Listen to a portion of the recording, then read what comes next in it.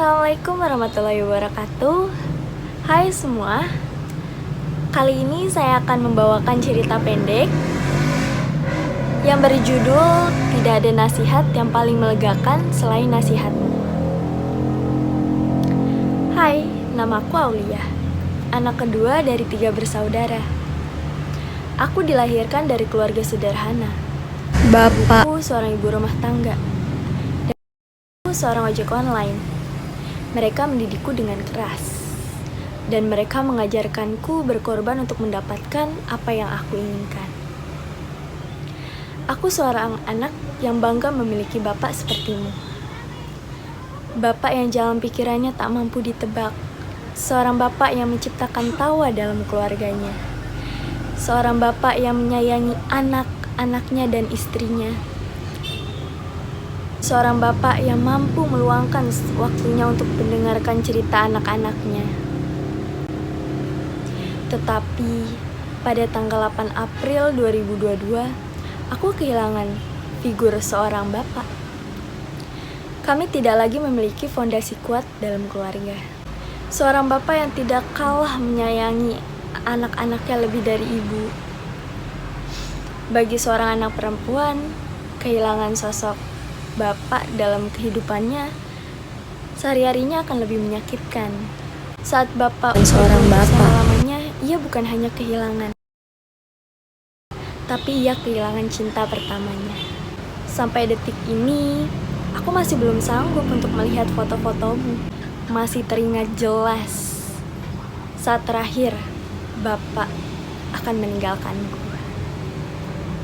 Bapakku hebat, mampu melawan rasa sakitnya selama 11 hari di rumah sakit.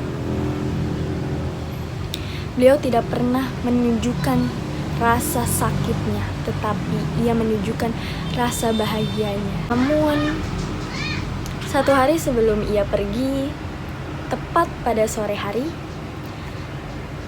perawat rumah sakit menghubungi keluarga dan mengatakan, "Alhamdulillah, Bapak sudah bisa berjalan dengan gagah, mandi sendiri, dan memakai baju sendiri seperti orang pada normalnya," kata perawat. Padahal ia selama ini sakit tidak pernah melakukan itu semua. Lalu aku menjawab, "Alhamdulillah sehat-sehat ya Pak." Lalu Bapak berkata, "Tenang aja, Bapak besok pulang kok." Lalu aku menjawab, "Kalau Bapak sudah benar-benar sehat, pasti dokter akan membolehkan pulang kok Pak." Lalu Bapak berkata, "Kamu harus jaga kesehatan ya. Ingat pesan Bapak. Kamu harus tetap jadi perempuan yang baik. Walaupun nantinya di sekelilingmu tidak menerimamu dengan baik. Karena kita tidak bisa merubah seseorang yang benci dengan kita. Cukup kita doakan," kata Bapak. Lalu Bapak mematikan panggilan teleponnya.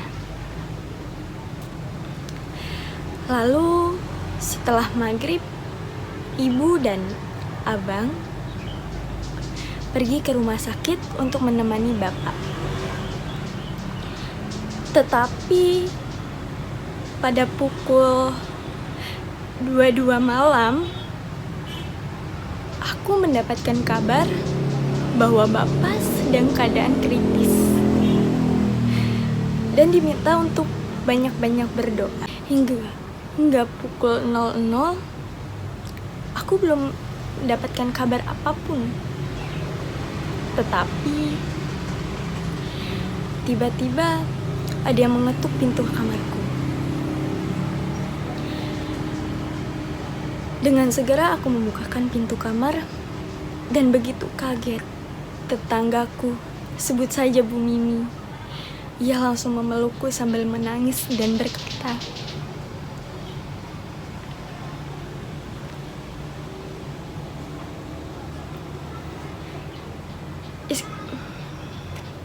"Ikhlaskan Bapak ya Nak. Ini udah jalan yang terbaik menurut Allah." kata Bu Mimi sambil memelukku. Seketika nafas akan berhenti tiba-tiba. Kaki pun terasa lemas mendengarnya. Lalu Bu Mimi berkata, "Siap-siap ya, kita ke rumah sakit. Ketemu Bapak." Aku yang masih tidak percaya dengan hal ini hanya bisa terdiam dan mengikuti arahannya. Begitu kagetnya, di depan rumah sudah banyak orang yang berdatangan untuk membersihkan rumah dan memasangkan tenda. Dan pada siang harinya, Bapak dimakamkan. Di mana saat ini aku menjalankan pendidikan perguruan tinggi.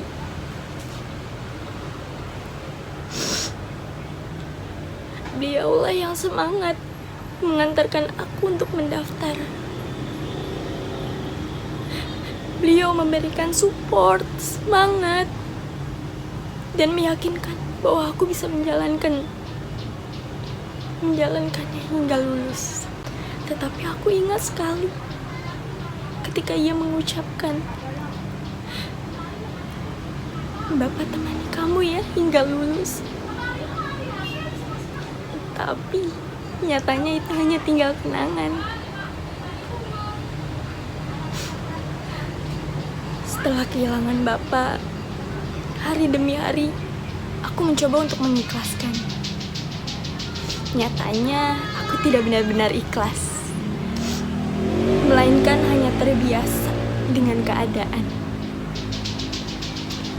Mencoba untuk terlihat tenang dan kuat, walaupun nyatanya keadaan tidak sedang baik-baik saja.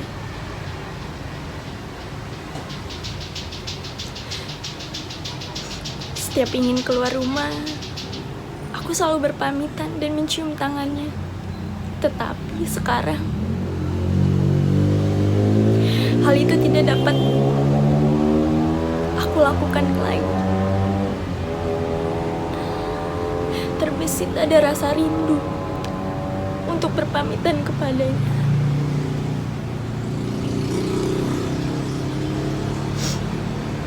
Mulai saat itu, aku introspeksi perihal diriku sendiri.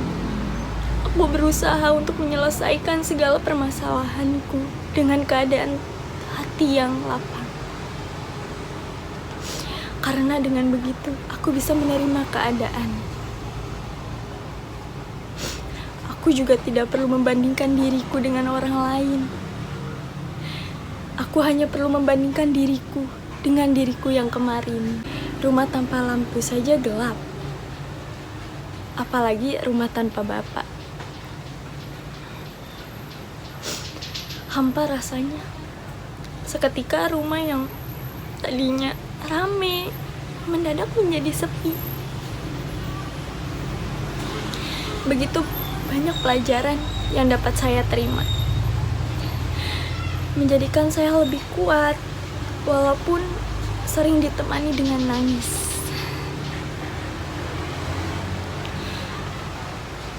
Kepergianmu mengajarkanku bahwa rindu yang paling menyakitkan adalah merindukan seseorang yang sudah tiada. Namun, kepergianmu pun mengajarkanku bahwa Tuhan selalu ada untuk mendengarkan segala doa dan harapan.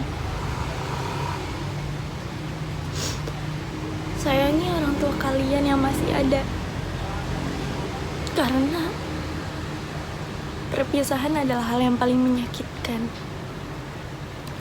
dan rindu yang tidak akan pernah sampai ke pemiliknya.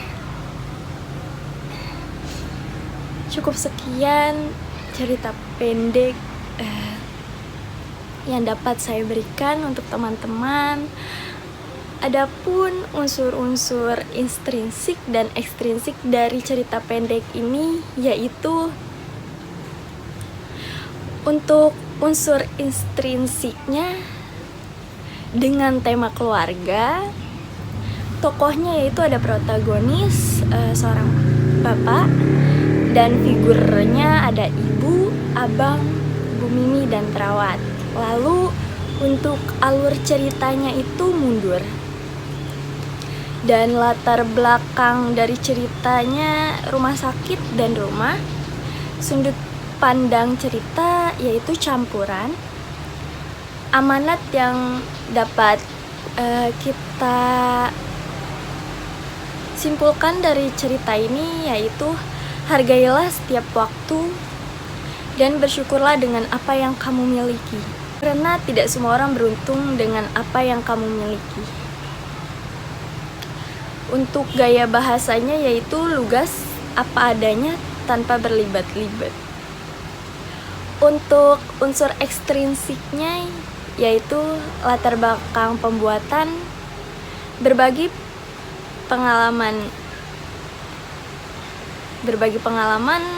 untuk memotivasi teman-teman dan agar lebih sayang, patuh, hormat sama orang tua yang masih ada. Mungkin teman-teman pun juga bertanya-tanya, kenapa sih saya mengambil atau menceritakan hal ini? Alasan saya untuk membuat cerpen ini adalah kisah memiliki bapak yang bangga walaupun kenyataan tidak bisa bapaknya anak perempuan kembali bersama, karena saat ini tanah dan nisan menjadi penghalangnya. Baik teman-teman, terima kasih sudah mendengarkan cerita pendek dari saya. Kurang lebihnya mohon maaf. Wassalamualaikum warahmatullahi wabarakatuh.